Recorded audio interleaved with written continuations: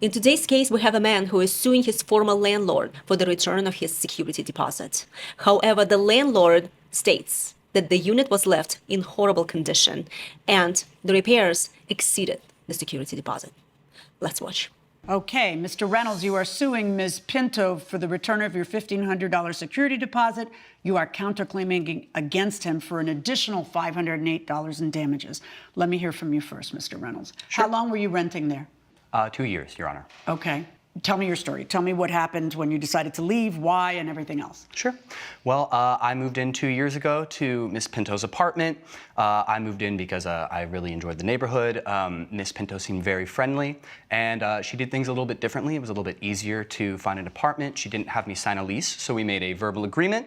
For the 2 years that I lived there, I was a very good tenant. She even mentioned that I was one of her best tenants that she had. Big mistake. Huge.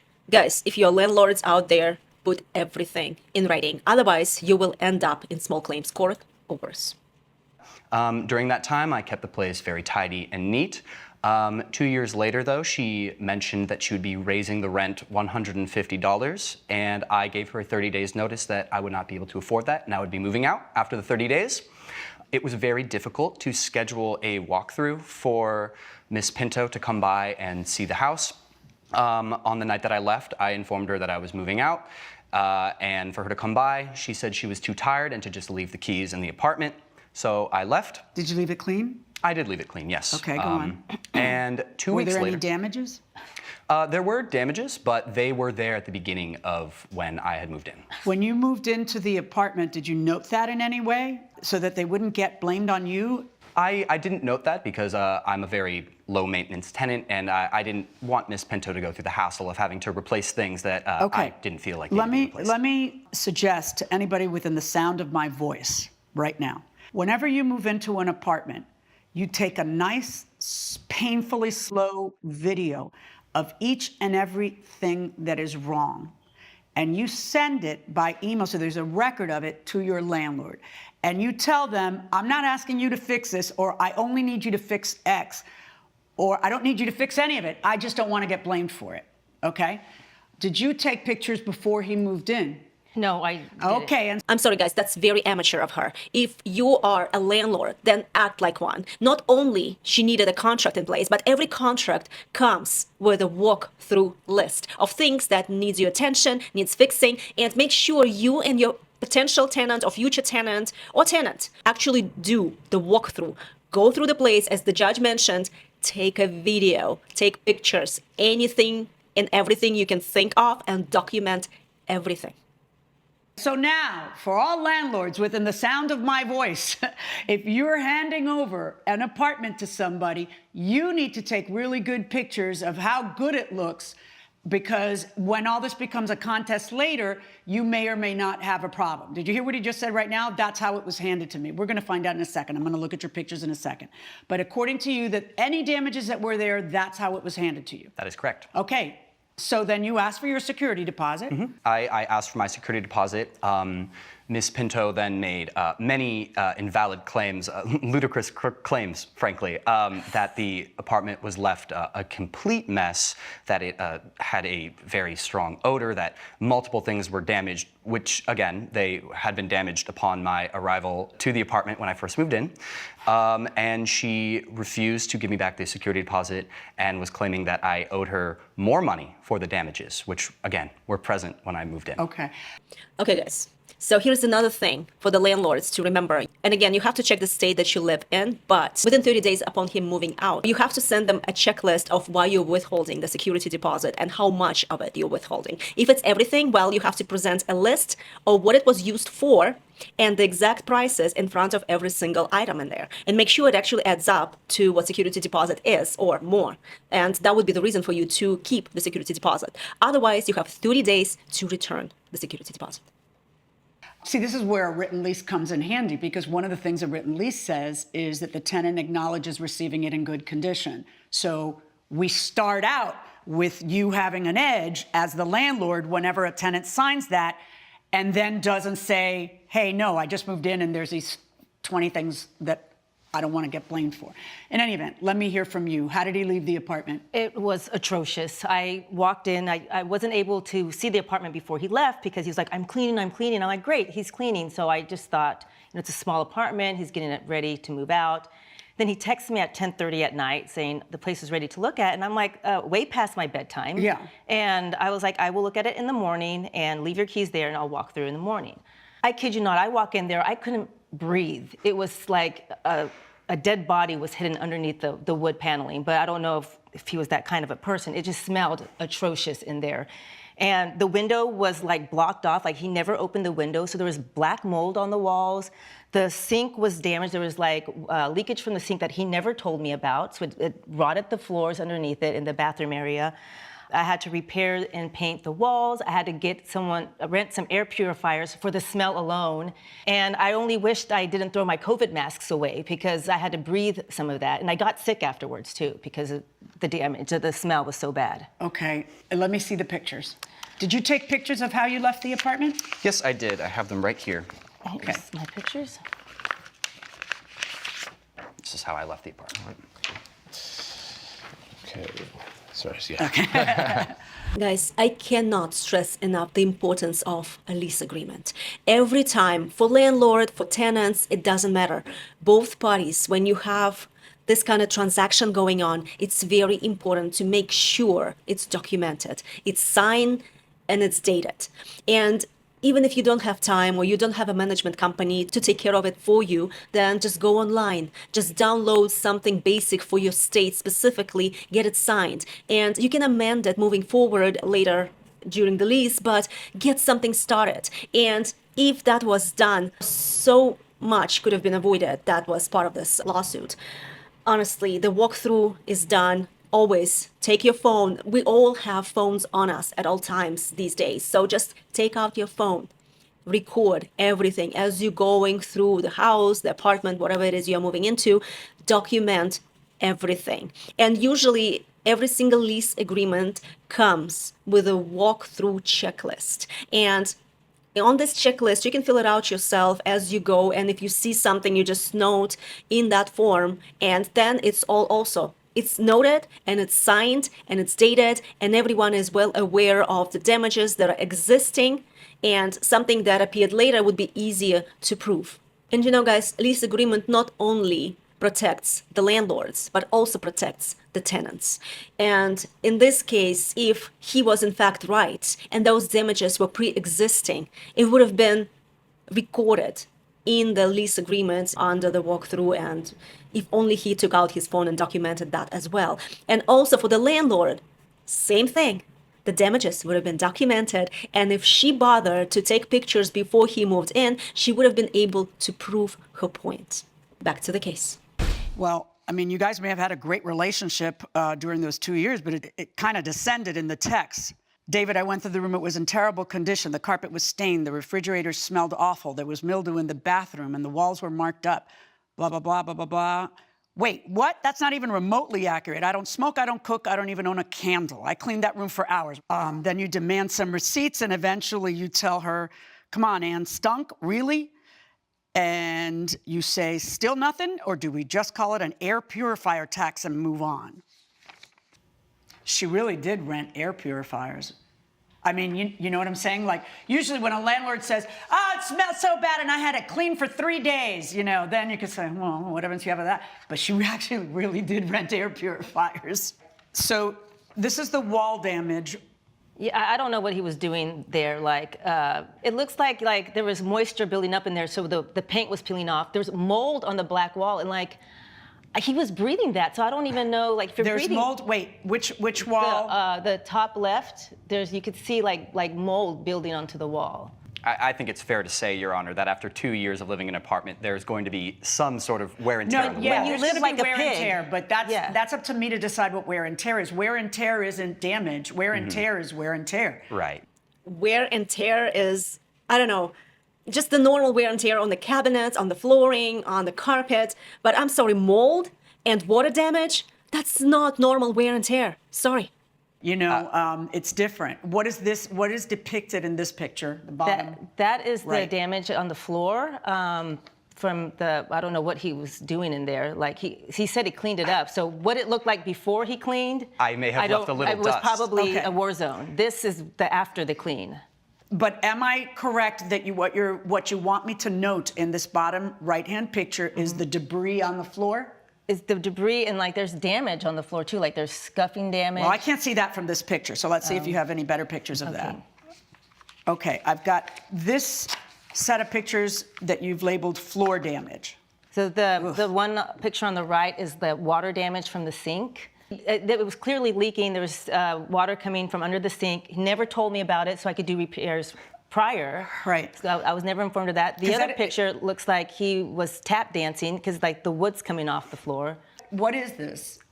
Your Honor, I frankly don't know because I hadn't seen the floors because there was a carpet over it. I will say though, when I arrived on to the apartment on my first day on move-in, the carpet was very dirty, and I had to buy a separate rug to put over her carpet because I was very considerate and I didn't want to ruin the carpet further. So this appears to be the floor damage from what was already there. Is this under the rug or is this in another spot? This was under the rug. There was a carpet that I bought that was given to me by my mom. It was a very nice antique carpet that he put coffee stains on, and then instead of like cleaning that up, he gets another carpet to cover up the dirty. Like, This is your theory because you don't live with him. I don't live with But him. But you saw old coffee stains on your rug. on my rug, and then the new under rug sink that he damage, put on. rug damage. Yeah, that's my rug, and then he put another rug that wasn't mine. that How do you had- know this is coffee? Well, it's blacks. I mean, if you drink, he's don't an know what English it- teacher. He probably got bored reading all those books. Are you confident telling me coffee she inside rented? Why would an English teacher get bored reading all this? There's nothing better than books. I can't believe you said that. All right, listen to me. What is this? Because nobody rents an apartment with that and doesn't say, hey, get me a new rug. So I'm having a hard time hearing you say, oh, it was like that. It was like that when I went in. Again, Your Honor, I'm a very low maintenance tenant. I did notice the stain. It frankly didn't bother me. It didn't interfere with my daily life and how I operate. Except for you had to go out and buy another rug to cover it up? Right, I did that out of the kindness of my heart. just to- Kindness of your heart, as Yeah. opposed to telling her, hey, you mind? Like, this is gross. Replace it. Yeah, I didn't or feel hire it a rug- necessary. Wait, hire no. a- He claims you gave it to him this way. No, it was not like that. Right, but that's what. But I want to make sure you pick up what he's putting down. He's not saying, "Oh, boys will be boys." He's saying you gave it to him this way. That is incorrect. And so now I have a swearing match as opposed to a lease, which would say, "I hereby accept it in good condition." Or even just an email. If you don't want to mess with leases, fine. Then you have a month-to-month tenancy. But even just an email, please acknowledge that everything was good and correct and in good working order, nothing's damaged in the apartment. Even if you're not going to take the time to take pictures to show how you handed it over. I just never But this, had, yeah. and the same to you. You want to tell me that you bought another rug to go over it instead of saying, this is disgusting, I'm not going to rent it this way. I'm having a little trouble with that as well. What about the under sink damage? Was there a leak? I hadn't noticed. Maybe the you're a leak. little too low maintenance. In other words, there's things that happen in a living place where somebody has to put their finger in the dam, or it's just going to be a lot worse damage. And a leak is one of them. And this looks like there's a leak. It appears there was a leak. I didn't use that cabinet drawer because, again, it was pretty disgusting when I first got there. I found another place to store my kitchen appliances. and Again, whatnot. that's inaccurate. That sink was perfectly fine. He never told me there was a leak damage in there. Like, I honestly think that something's wrong with him that he didn't notice that. Like, there's blinders on, or what's going on, Dave? Guys, we all know the saying that beauty is in the eye of the beholder, right? So is cleanliness. So for one person, a clean apartment constitutes one thing, while for someone else, that's going to be dirty by definition, and they need to go an extra step to make sure the place is actually up to their cleaning standards. So I can see how they can completely misunderstand each other, and given that this guy is a single guy and she's a woman, they obviously have very different perspective on what clean is. But I can completely understand what she's talking about. I have no idea why sometimes fridges in rental units, they just start smelling so bad. And it doesn't matter what you do, how much you clean, you can pour bleach all over it. It just doesn't get rid of the smell, and you just have to replace the fridge altogether. And Somehow in our homes, it never happens. Is it the tenant problem when they don't really care because they don't own this fridge? They don't care what's going on, if there is mold in there or something else gets spilled and it stinks. Like, they really don't care that much. So they continue living like this until they have to move out. And then it's the landlord's problem, right? Guys, what do you think causing the fridge to stink up? Put it in your comments and let's go back. Okay, ruined fridge. How old is this fridge? It's about 6 years old. Do you have a receipt for the actual purchase of the fridge when you purchased it? This fridge? Yeah, because you're suing, in your case, Yeah. you are claiming an entitlement to replacement value. Right. And that's not how the law works. A landlord doesn't get to replace it and then get a brand new fridge that's not going to break for another 10 years. Right. What you get is the value of the ruined fridge. Okay, But I don't have it on me just right now. food for thought if you're ever in this position. Again, one of the things that you have to show is the age of the unit, because it looks like a really old unit. Yeah. And I'm looking at ice buildup on the top. Which I assume because there was the buildup there, nothing was getting really cool in the fridge, so that's probably why it smelled so bad in the apartment. It smelled terrible inside that fridge. The rug that you had that he ruined, tell me how old that rug was. Give me your best guess, because it was given to you by your mom. It was given to me by my mom before she passed away, and So I've had. the question is, what yeah. would you get for that rug on the open market, assuming it hadn't been Well, damaged? it was a vintage rug. I mean, it had so that rug was probably, I thought, the same price as the one that I bought. Yeah, but it's not, But, because yeah, it's old. It was And- a gift, so I don't know how much Yeah, that rug I was gotcha. worth. Why did the microwave have to be replaced? It looked like it short fused. Like I think he might have put something in there with aluminum foil or something, because it looked like it was burnt. And then Do you have a picture of the microwave? I don't think I have that. Okay. Was the microwave working when you moved in? It was working when I moved in. When did it stop working? It must have been months prior to me moving out. I don't use the microwave often, so I don't have an exact date in mind. But it did break. Okay, if the microwave breaks and you supplied the microwave, then it's another tenant would say to you, hey, you need to replace the microwave. You need to replace the microwave, not I need to replace the microwave. It's your microwave and it stopped working, and Right. you're supposed to provide working items. Right. So unless you have proof of what you just said, you don't even have a picture to show me. Did you ever put foil in there? Well, absolutely he not. damaged it. So Well, no. The microwave isn't working. yeah, because it was damaged. You didn't take so say you. Now I'm going to need you to prove to me that the reason it wasn't working was his fault. The judge is 100% right. Everything that's inside the apartment, the appliances, is the sole responsibility of the landlord, unless the landlord can clearly prove that the tenant or tenant's actions caused the appliances to break. How are you going to do that? Let me see the picture. That's my bad Right. for not taking a photo. Right. But if it's an appliance that you hand to him and it stops working, unless you can prove that he's the one who made it stop working, then that's just on you. Other than that, the refrigerator I know was dirty. Yeah. Why did you have to replace the refrigerator? The smell was so bad. Like I didn't know how I was going to get rid of that smell. Like there was residue of food I couldn't get out. It was just. I called a cleaning person to clean it, and it was going to be too expensive. They were going to charge more money because of how bad the smell of the fridge was. The stuff that you paid professionals that's dollar for dollar. I agree with Right. you on all that. That's not. It's just, what is the value of a used rug? What is the value of a used refrigerator? Because I can tell from everything in the freezer that this is someone who doesn't. He just, that's what we call a little too low maintenance. I'm going to award you all of the figures for the cleaning and all of that stuff and the damage to the floors, because that's dollar for dollar. As for the microwave, no, because if it stopped working some time ago, that would be your responsibility. As for the fridge, I'm going to order him to pay you what the market value of that old used fridge would be, which I say is a very generous $50. And as for the rug, another very generous $25. And that adds up to $1,010. How much was the deposit? $1,500. And you did follow all of the rules of your state of itemizing it and showing it to him within 21 days. I've checked that. You don't dispute that, right? No. So I believe that you are entitled to most of that deposit, but not all. And I am going to order you to return $490 net judgment for the plaintiff. On your counterclaim against him for additional money, obviously no, for the reasons I just said. So the net judgment is in favor of the plaintiff in the amount of $490. Good luck, folks. All rise. Judge Milian has ruled in favor of the plaintiff. The defendant owes $490. Any last remarks for each other?